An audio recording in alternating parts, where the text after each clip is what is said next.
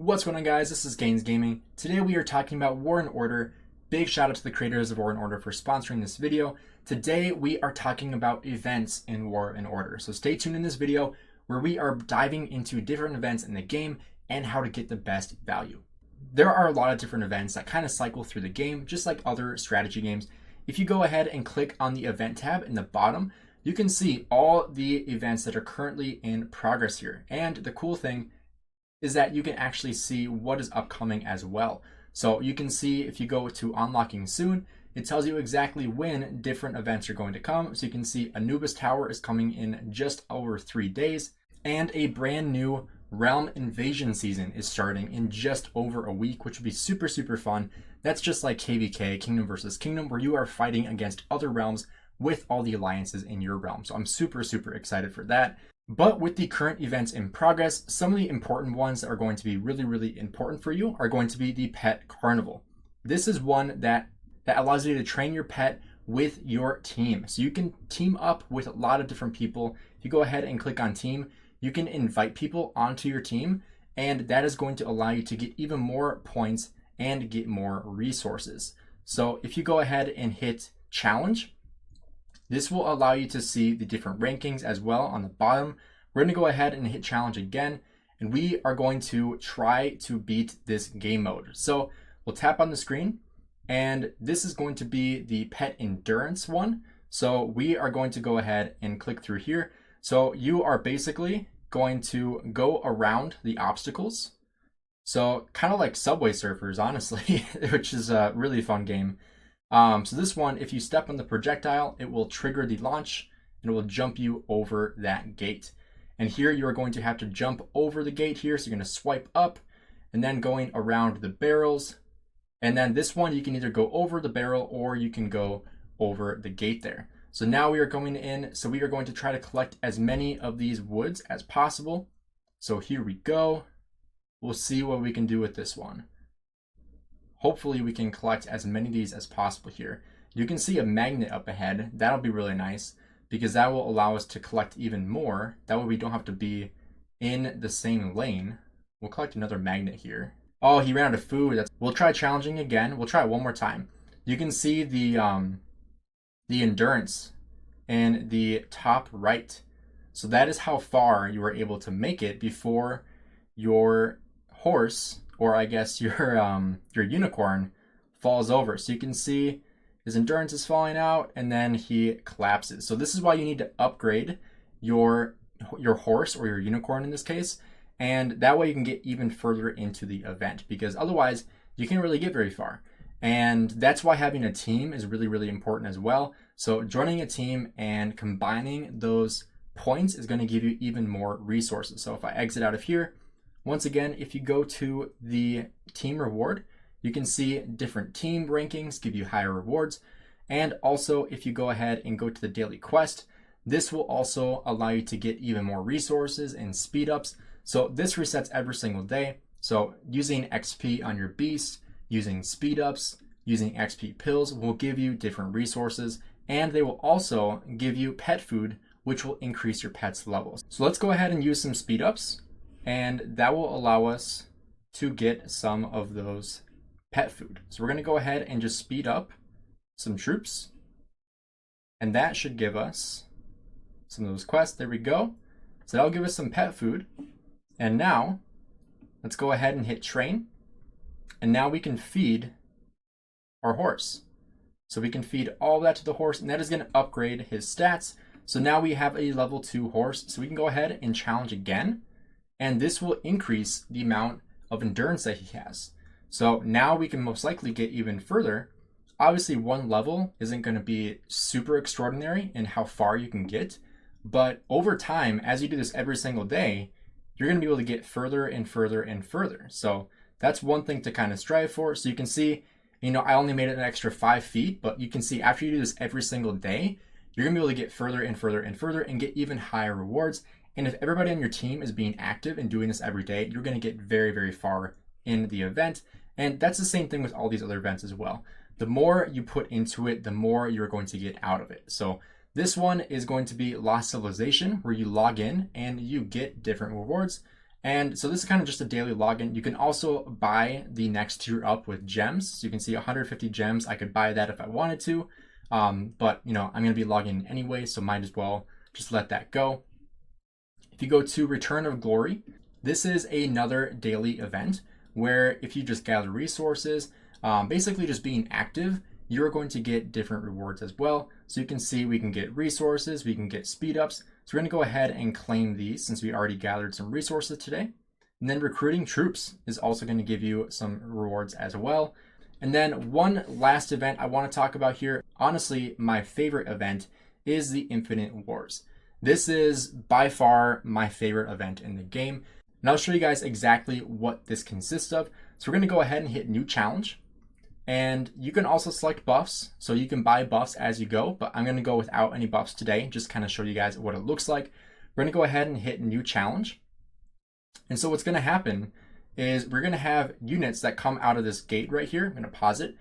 Going to have units that come out of this gate where it says 4, and you have to select all these different units that you are going to use to defend this city. So they're going to come out of these different gates at periodic different times, and then they're going to try to get to your city here. So you're trying to defend your city throughout the invasion.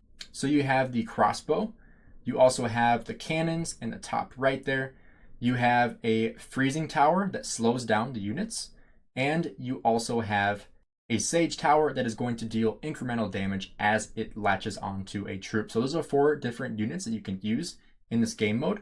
So you have to strategize on where you're going to put stuff in. And so what I like to do in this game mode is make sure I have my freezing towers in these sections where there's going to be the most amount of traffic. So in this case, for this bottom one right here, there's going to be units that come out of this gate on the bottom right, and units that come out of this gate on the top, and this one on the top, that all funnel through this area. And so you want to make sure you are putting these freezing towers in the right section. And the hardest part about this game mode is this section right here. It's because there's really no space before they exit the map. So you want to make sure you upgrade these bottom ones the fastest, because they are going to be the ones that have to do the most amount of damage right away.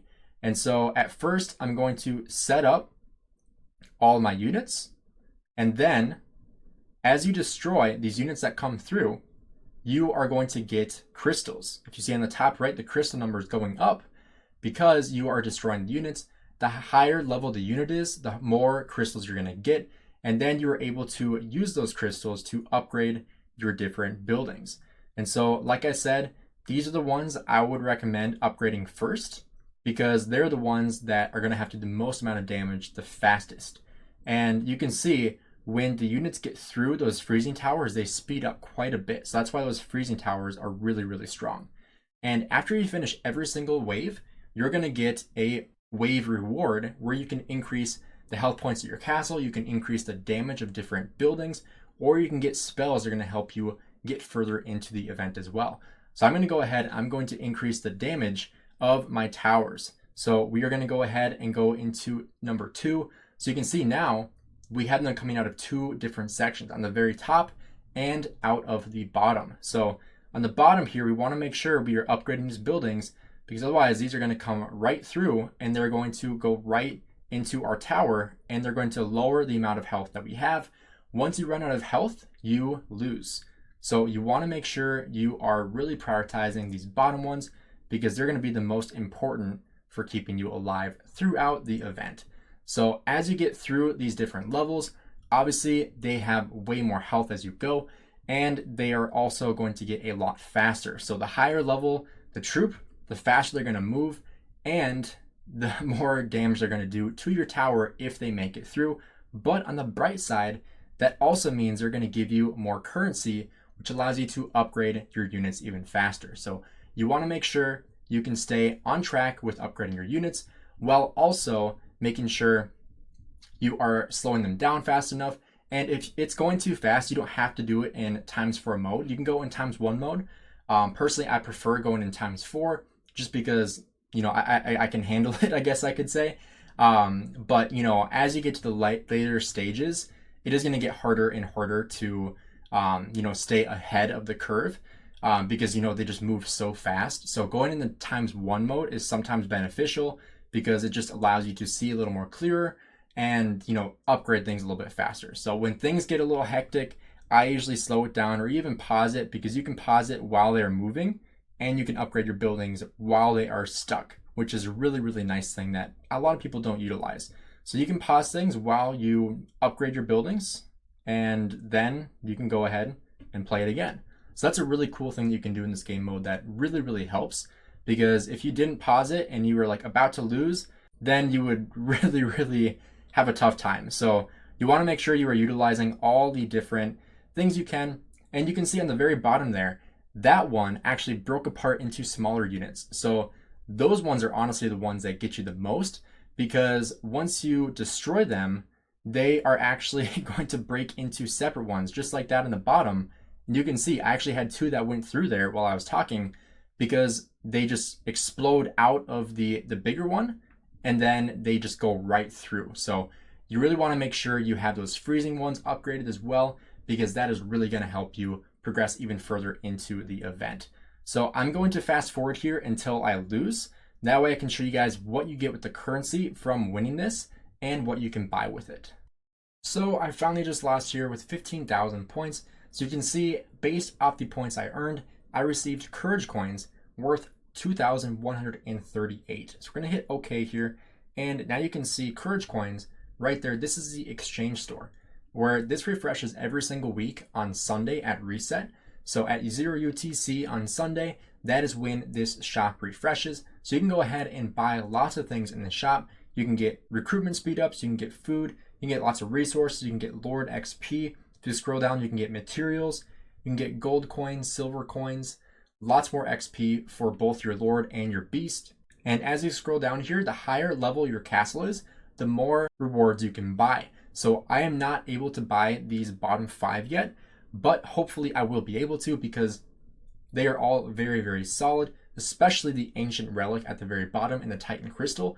We'll cover that in the next video, where we talk about Titans and about ancient relics. So make sure you guys stay tuned for that video. I hope you guys enjoyed this video, and I hope you guys enjoy the Infinite Wars and the pet event that we covered in this video as well. Make sure you guys are staying active in your events, and stay tuned for the next video coming up shortly. Thanks for checking out the video. Have a good rest of your day.